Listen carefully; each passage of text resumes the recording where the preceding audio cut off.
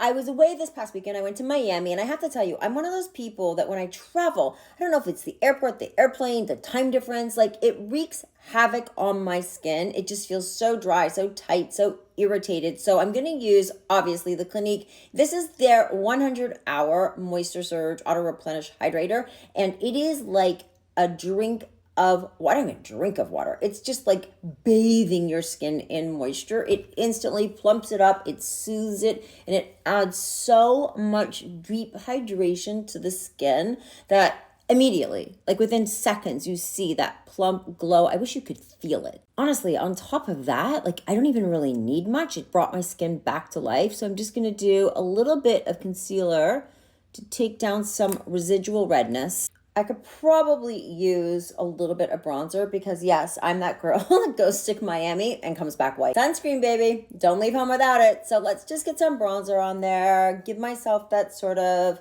fake it till you make it glowy tanned look. I actually don't think I need that much more. Let's add a little pop of color on the cheeks. And that's it. The skin is skinning, the glow is glowing, and we're done.